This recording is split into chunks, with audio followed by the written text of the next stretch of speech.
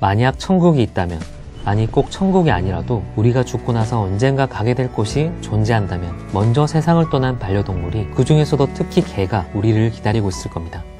서로 다른 길이의 시간을 산다는 이유로 우리 곁을 먼저 떠날 수밖에 없는 인간의 가장 가까운 친구를 안타까워하면서 이런 상상을 해봅니다. Voilà ce qu'un chien peut nommer bonheur. 인간의 가장 가까운 친구를 볼 때마다 한 가지 질문이 피어납니다. 개들은 대체 무슨 이유로 인간을 이렇게까지 사랑하는 걸까요? 우리는 감히 이 믿음직한 존재의 과분한 애정을 이렇게 무한정 받아도 좋은 걸까요? 앙카 다미안 감독의 환상의 마로나는 당신의 이런 물음표에 마침표를 찍을 사려 깊은 이야기입니다. 마로나의 견생을 통해 행복의 의미를 되짚는 정교한 우화이기도 하죠. Je ne vais pas t'en donner un qui ne soit pas le tien. Lana. Je vais t'appeler Sarah. Marona. 잡종견으로 태어난 마로나는 3명의 주인들과 연을 맺으며 피곤하고 안타까운 견생을 살아갑니다. 인간의 시각에서 보자면 미안하고 슬프고 험난한 생이었다고 말할 수 있습니다. 하지만 마로나 본인은 정작 어떻게 느꼈을까요? 영화는 비교적 명확하게 대답합니다. 엔딩에 흐르는 행복은 작은 것이라는 노래로 말이죠. Happiness is a small thing. A nap, a place to bury a bone. 이 노래가 스크린을 가득 메우는 동안 저는 의자에 붙박힌 채 일어날 수 없었습니다. 오랜만에 찾은 극장, 나를 감싸주는 어둠까지 또 하나의 우주가 된 기분이었습니다. 오랜만에 별점을 만점을 주었습니다. 별점 5개는 실은 평가가 아니라 고백입니다. 이번 시간에는 환상의 마로나가 선사해준 행복하고 고마운 시간에 대해서 고백해 보려고 합니다. 오늘 썸타볼 영화 환상의 마로나입니다. It's a small thing.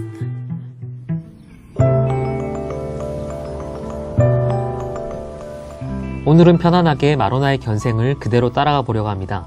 그 와중에 질문이 자연스럽게 피어나면 잠시 멈춰서서 그 질문에 답해 보겠습니다. 어느 날 도로 위에서 개 한 마리가 로드킬로 사망했습니다.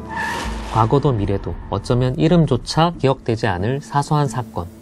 도로 위에 얼룩처럼 새겨진 강아지의 흔적은 백목이 지워지듯 서서히 희미해져 갑니다.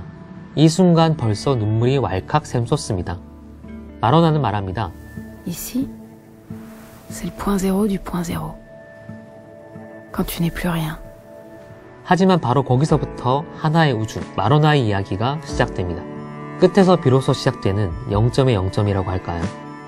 환상의 마로나는 로드킬을 당한 개 마로나가 본인의 기억을 더듬어 직접 들려주는 생애 기록이자 함께 지켜보는 우리의 기억입니다. Si personne n'a de meilleure idée, je prendrais bien un moment pour rembobiner le film de ma vie. 우리는 마로나라 불렸던 개가 어떻게 세상을 떠났는지 결과를 이미 알고 있습니다. 말하자면 이건 하나의 생명이 기억으로 완성되어 가는 이야기입니다. 여기 한 마리 강아지가 태어났습니다. 9남매 중 막내로 태어난 강아지는 헷갈리지 않기 위해 주인에 의해 아홉이라고 불립니다. 도구 아르헨티노 종인 아빠는 귀족 혈통이라는 자부심에 가득 찬 차별주의자입니다. 자기 주인들처럼 말이죠. 반면 엄마는 사랑과 뼈다귀 앞에서 어떤 종이든 평등하다고 믿는 진정한 숙녀였습니다. 인간의 기준으론 비록 잡종이었지만 종을 차별하던 아빠조차 빠질 수밖에 없었던 종의 구별 따위를 무력하게 만드는 매력적인 개였죠. 환상의 마로나에는 이와 같은 형식의 은유들이 지속적으로 반복됩니다. 차별과 권위, 구분짓기에 집착하는 이들이 있고 이를 가볍게 뛰어넘는 사랑이 있습니다. 마로나의 삶 자체가 인간과 개의 경계를 지우고 서로 다른 종, 서로 다른 삶, 완전히 다른 시점과 또 다른 우주를 이해해야 하는 과정에 있습니다. 타인이라는 다른 우주를 이해하고 공감하는 법을 알려준다고 해도 좋겠습니다. 아홉이었던 시절의 마로나는 기억합니다. 행복이란 숫자 9 모양 같고 우유 맛이 난다고. Le bonheur a la forme du chiffre 9 et le goût du lait. 이런 완벽한 순간들은 복잡한 이미지를 필요로 하지 않습니다.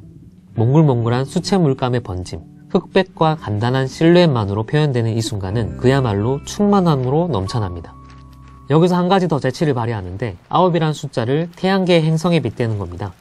수금지와 목토 천해명, 9명의 남매들은 책 속으로 들어가 각각의 행성이 되는 등 신기한 여행을 합니다. 그런데 아시다시피 9번째 행성인 명왕성은 얼마 전에 행성의 지위를 잃어버렸습니다.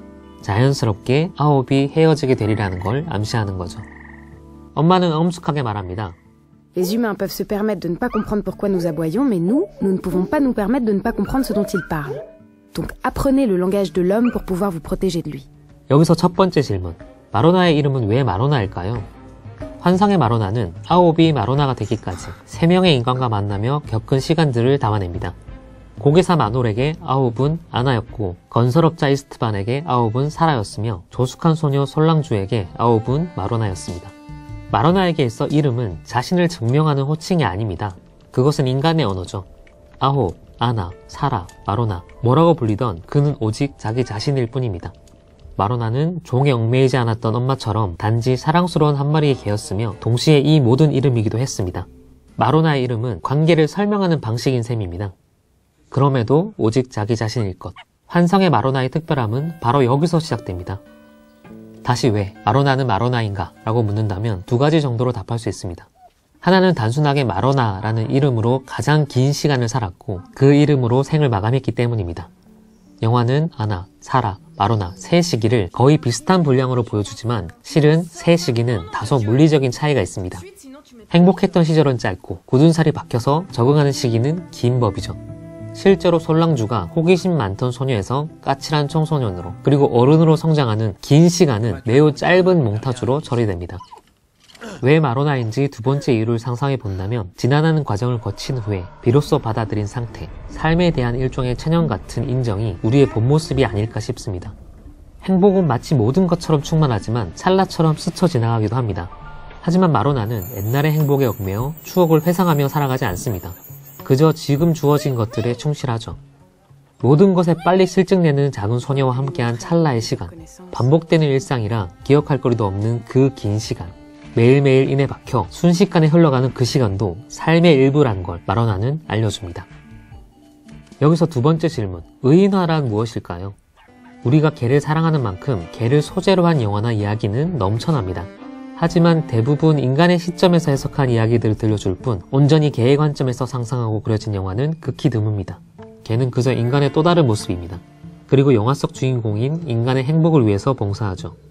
일단 우리는 개가 어떻게 느끼고 어떻게 생각하는지 사실 알 수 없기에 의인화라는 우회로를 쉽게 택하곤 합니다. 그 순간 이야기는 개의 것이 아니라 인간의 것이 되어버립니다. 개가 사람의 행복을 위해 존재하는 천사라는 낡고 불편한 프레임이 씌워지는 거죠. 환상의 마로나는 다릅니다. 충만한 감정과 반짝반짝 빛나는 묘사로 가득한 이 사랑스러운 애니메이션은 개의 일생을 온전히 개의 것으로 돌려줍니다. 물론 이건 역시 우리의 상상이긴 합니다. 인간의 언어를 이해하는 마로나의 내레이션으로 채워져 있죠. 하지만 환상의 마로나는 인간과 동물을 단순히 위치와 형태만 치환시킨 대다수의 의인화와는 결이 다른 길을 갑니다. 비결은 2가지입니다. 첫 번째는 캐릭터의 내면이 반영된 다채로운 작화, 2번째는 상대의 입장을 상상해보는 공감의 힘입니다. 인간인 우리는 개의 심정을 있는 그대로 파악할 수 없습니다. 때문에 앙카다미안 감독은 반려견과 인간 사이의 교감, 바로 그 관계성에 주목합니다. 마로나의 이름은 마로나의 것이기도 하지만 마로나가 지나온 시기에 붙여진 이름이기도 합니다. 장편 데뷔작 크롤릭 나의 저승길 이야기에서부터 앙카다미안 감독은 타인의 감정에 공감하고 다른 세계를 상상하는 데 탁월한 성취를 선보여 왔습니다. 신작인 환상의 마로나에서도 이런 재능은 여지없이 빛을 발합니다. 사실 모든 예술 매체는 은유와 상징입니다. 우리는 우리의 마음을, 우리의 감정을, 그 추상적인 형태를 완벽하게 설명할 언어를 가지고 있지 않습니다. 그래서 사건을 짜내고 상황을 상상하여 이야기라는 길고 번거로운 과정을 빌리는 거죠. 한편으로 애니메이션의 표현들은 그 자체가 하나의 언어가 되기도 합니다. 앙카다미안 감독은 바로 그 점을 파악하고 있습니다. 문자로 옮기면 담아지지 않고 손가락 사이로 흘려 내려가 버리고 말 마로나의 감정을 그림이라는 추상적인 표현 방식, 이미지 언어로 담아내는 겁니다. 나에게 있어 애니메이션이란 스토리텔링의 문법을 재창조하기 위한 도구다. 애니메이션은 직관적이다. 그림으로 표현하다 보면 이야기가 더욱 다층적으로 쌓여서 좀 더 깊게 접근할 수 있다. 특히 내 생각과 잠재의식 속에 있는 이야기를 온전히 자유롭게 표현할 수 있다는 점이 좋다. 마로나의 의인화가 인간을 위한 것처럼 보이지 않는 이유가 여기에 있습니다. 이 애니메이션의 이야기, 그러니까 내러티브의 중력은 인간으로부터 자유롭습니다. 감정과 감각을 그대로 형상화하는 자유분방한 작화 덕분입니다. 마로나가 보고, 느끼고, 사랑하는 세상은 우리가 한 번도 본 적이 없는 색다른 형태로 반짝거립니다. 비유하자면 마로나의 눈을 통해서 느껴지는 인간 세상은 마치 우리가 외계 또는 다른 행성에 떨어졌을 때 보이는 주변 풍경과 다를 바 없습니다. 인간의 언어로 표현하기 벅찬 다채로운 감각과 형상들이 시각적으로 쏟아지는 거죠.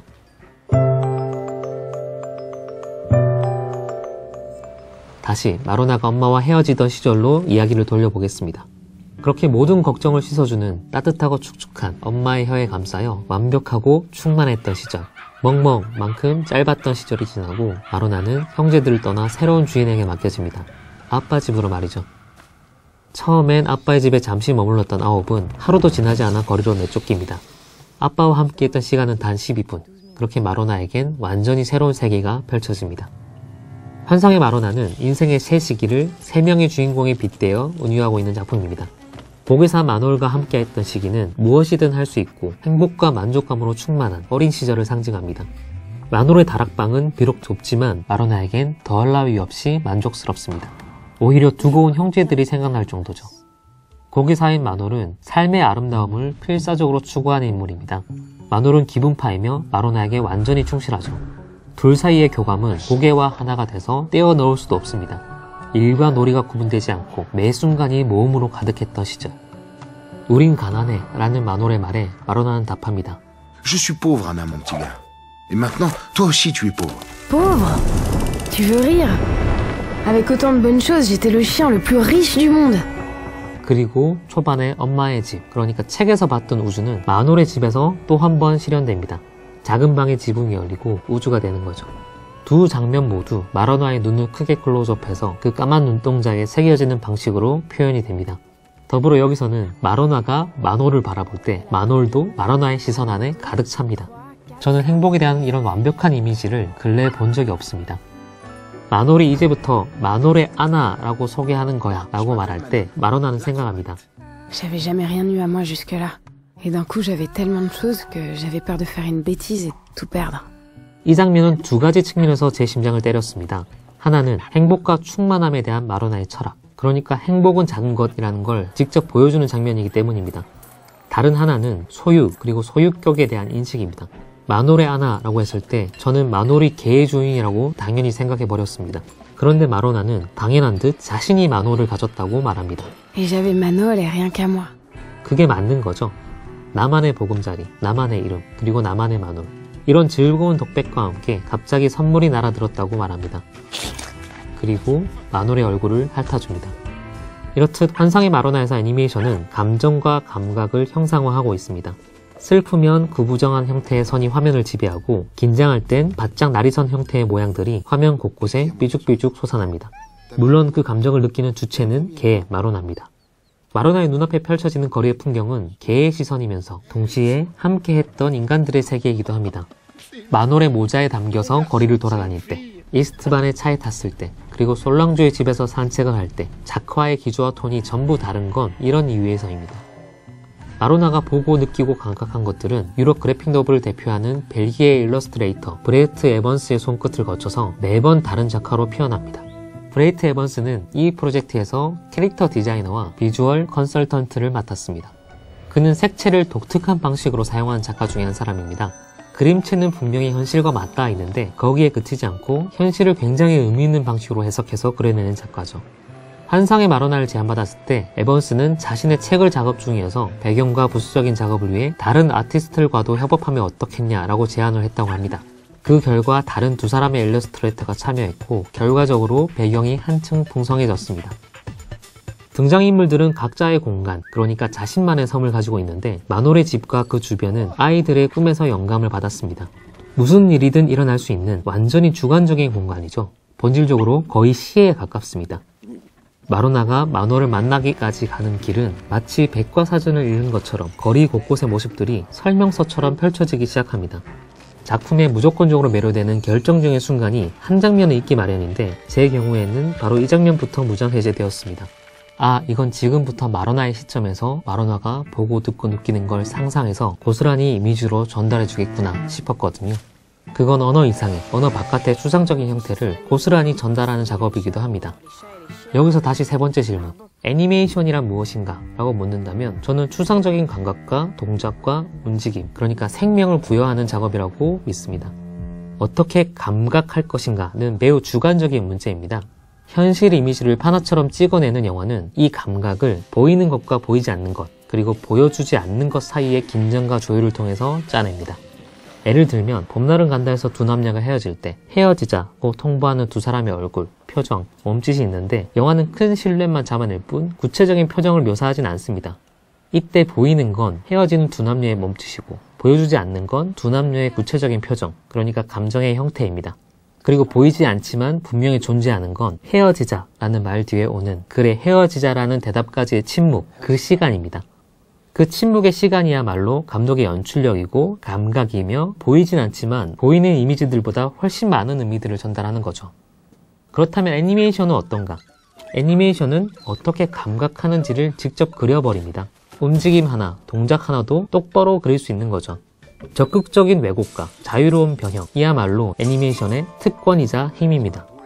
한상의 마로나가 아티스트의 스케치북처럼 다가오는 이유는 그 형상이 곧 감정의 표현이기 때문입니다.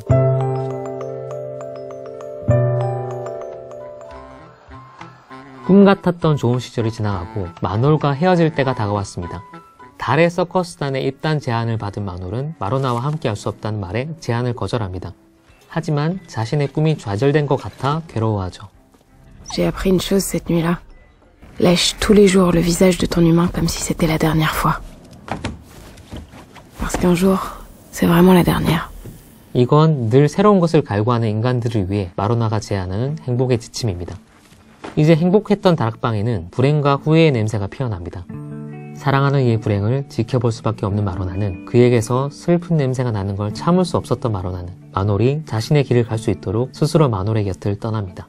인간의 시점에서 보자면 우연히 열린 방문으로 걔가 못 모르고 나갔다가 길을 잃었다고 말하겠지만 이후에 펼쳐지는 우주, 높은 우주에서 떨어져 바닥으로 내려앉은 마로나, 그리고 마로나를 쫓아오는 운명, 그리고 행복의 흔적들, 이 직관적인 이미지들이 차례로 이어집니다. 한때 마로나의 보물, 꿈의 흔적이었던 것들은 이제 쓰레기가 되었고, 그렇게 다시 스스로 유기견이 된 마로나는 거리를 헤매다 쓰레기 더미 속에서 잠이 듭니다. 그리고 두 번째 만남이 시작됩니다. Ah, tu as senti l'odeur, hein? 마로나를 사라라고 부르는 이스트반은 건설업자입니다. 그의 공사 현장에 마로나가 머물면서 인연이 시작되죠. 두 사람의 공간은 직선의 설계도처럼 묘사됩니다.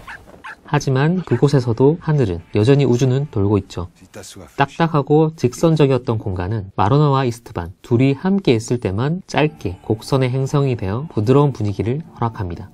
직각의 블록 조각 같은 사람들이 식사 시간에만 부드럽고 인간적인 디자인으로 바뀌는 것도 재미있습니다. 이스트반의 공간은 건설업자답게 단단하고 물질적입니다. 직선과 딱딱함으로 표현되는 이 시기는 규칙과 엄격함으로 제약받는 청소년기의 결핍을 반영합니다. 특히 어머니가 사는 집과 이스트반과 아내가 사는 집은 강요된 규칙의 세계입니다. 매우 경직되고 기하학적인 공간은 물리적으로 평탄하며 빠져나갈 길이 없고 모든 요소들이 좁은 선을 따라서 디자인되어 있습니다. 이스트반은 투박하지만 곁을 허락하는 진심이 느껴지는 반면 늙은 어머니와 허영심 많은 아내는 마로나에게 위협과 상처로 다가옵니다. 어머니의 집은 기하학적인 디자인이 마치 독일 표현주의 영화에 나오는 것 같은 기괴한 집과 같습니다. 집은 온전한 면과 일그러진 디자인이 함께 붙어 있는데 이건 정신이 맑은 아침에 친절한 어머니와 심리적으로 병을 앓고 있어 폭력적으로 바뀌는 어머니의 불안한 면모를 디자인적으로 묘사하고 있습니다. 아니나 다를까 이스트반이 마로나를 혼자 두고 간 다음날 어머니는 마로나에게 치명적인 상처를 입히고 맙니다. 치명적인 상처를 입은 마로나는 그 순간에도 자신을 자책합니다. Je devais faire attention à elle, mais j'avais baissé ma garde. 마로나의 파편적인 의식세계는 매우 직관적이고 단순한 몇 개의 선으로 구성되어 펼쳐집니다. 이스트반과 그의 아내가 향후 거취를 논할 때 선과 도형의 움직임을 통해서 그 느낌만을 전달하죠. 디자인이 단순해질수록 움직임의 의미는 더욱 부각됩니다. 분명하게 이미지화되는 건 이야기 도중에 세 장에 갇히는 이스트반의 모습입니다. 전반적으로 딱딱한 규칙의 세계로 구현된 투박한 이스트반의 디자인에서 섬세한 구석이 딱 하나 있는데 바로 입 모양입니다. 인도의 회화에서 착안했다고 하는 이런 표현 방식은 이스트반의 수줍고 부드러운 내면을 친절하고 효과적으로 전달해줍니다. 좁고 딱딱하고 경직된 집에서 작은 동작과 움직임은 오히려 효과를 극대화하죠. 마로나와 이스트반의 공놀이는 두 사람의 완벽한 순간을 그리고 있습니다. 우주로 변한 하늘과 우주를 부유한 듯한 움직임은 이 영화가 반복하는 행복의 형태입니다. 하지만 그 행복 한가운데에서 마로나는 말합니다. Au bout d'un certain temps, tu commences à sentir venir les fins. Une odeur de rouille, de feuilles pourries. 그리고 마로나는 그 와중에도 그가 이별에 잘 대처하길 바랄 뿐이라며 자신이 아닌 이스트반을 걱정합니다. 이제 마로나는 이별을 배웠습니다. 밤의 냄새를 배웠고 두려움을 알고 있습니다. 그렇게 마로나도 어른이 되어갑니다. 그날 밤 예고된 이별처럼 개사냥꾼이 집 바깥에서 자는 마로나를 노리고 찾아옵니다. 나쁜 인간으로부터 정신없이 도망치는 사이 결국 마로나는 새로운 길에 접어듭니다. 이 여정은 첫 번째 마놀과 보았던 거리의 풍경이나 두 번째 이스트반을 만나기 전 거리의 풍경과는 또 다릅니다. 우울하고 불안해 보이지만 마로나의 뒤에는 이제 우주가 펼쳐져 있습니다. 마로나의 우주, 완성된 우주, 이제는 어른이 되어 홀로 독립된 우주입니다. 그렇게 한참을 거리를 헤맨 끝에 마로나는 어떤 공원에 몸을 쉬고 있습니다. 그리고 변덕심한 소녀 솔랑주와 함께한 시기가 시작됩니다.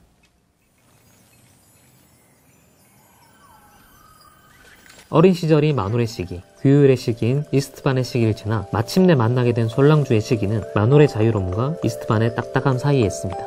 캐릭터 디자인과 배경 디자인도 그런 원칙하에 그려졌습니다. 솔랑주는 어리고 여리지만 호기심 가득한 소녀입니다. 원피스를 입고 밖에 달린 운동화를 함께 소화할 수 있는 소녀는 구별 없는 순수함으로 가득 찬 시기를 상징합니다. 이제 마로나는 누군가에게 완전히 몰두하지 않습니다. 거리를 두고 관계를 유지하는 법을 익혔죠. 솔랑주가 너에게 꼭 맞는 이름을 지어줘야겠어 라고 말할 때 마로나는 이제 인이 박인 듯 시큰둥한 표정으로 대대입니다. Ah, je commence à être habituée, crois-moi. 그리하여 마침내 갈색이란 이유로 붙은 이름 마로나. 이에 대한 마로나의 뼈 때리는 한마디. Neuf, Anna, Sarah, Marona. Jeter un nom à un chien, c'est plus facile que de lui jeter un os. 이건 어쩌면 만남과 헤어짐, 관계에 대한 통찰처럼 들리기도 합니다. 가깝지도 멀지도 않게 휘둘리지 않도록. 성인이 된 이후의 관계란 그런 것이죠. 솔랑주의 집에서 받아들여질 때 이미 여러 차례 이별을 경험했던 마로나는 침착합니다. 이걸 보면서 한편으론 둔감해져가는 마로나의 모습에 마음이 쓸쓸해지기도 했는데 동시에 이것이 바로 삶이 아닌가 싶습니다. 이 장면에서 마로나의 무뎌진 감정과 대조되게 솔랑주는 어머니의 품에, 정확히는 그 넘실대는 붉은 머리칼의 물결에 폭 쌓여 있습니다. 마치 어린 시절의 아홉처럼 말이죠. 영화는 이 시기의 마로나를 복합적인 공간 속에 그리고 있습니다. 부드럽게 감싸 안는 솔랑주의 엄마, 딱딱하고 원리원칙을 내세우는 무서운 할아버지, 그리고 자신의 편을 들어주는 솔랑주. 한 집안에 그간 마로나가 겪었던 모든 관계들이 공존하죠. 그리고 다채로운 디자인의 배경 작화는 이를 충실하게 반영합니다. 이건 감히 애니메이션이란 언어가 구현할 수 있는 거의 모든 것이라고 할 만합니다. 그렇다고 마로나가 선보이는 작화나 이미지가 전에 없던 새로운 것, 새로운 상상력들은 아닙니다. 그림과 애니메이션이란 형식이 이미 익숙하게 해왔던 것들이죠. 다만 중요한 건 온전히 이 이야기를 위해서 적절한 형태로 선택되고 창조된 이미지라는 점입니다. 심리와 감정을 디자인한다는 것, 그게 애니메이션의 위력이기도 합니다. 저는 이 영화에서 가장 재미있고 인상적인 장면 중 하나가 솔랑주의 할아버지가 마로나를 공원에서 산책시키다가 쓰러지는 장면이었습니다. 솔랑주의 할아버지와 이스트반의 어머니는 다른 캐릭터들과 달리 2D와 컷아웃 애니메이션 기법을 통해서 그려졌습니다. 딱딱하고 경직된 움직임을 통해서 다른 이들과의 거리감, 이질감 등을 표현하고 있죠. 그런데 처음부터 마로나를 싫어했던 솔랑주의 할아버지는 은근 마로나를 챙기는 친데레 같은 면모를 보여주기도 합니다. 투덜대는 말 속에 딸에 대한 걱정으로 가득한 할아버지는 끝까지 마로나 이름을 제대로 부르지도 못합니다. 마로나는 나파죠.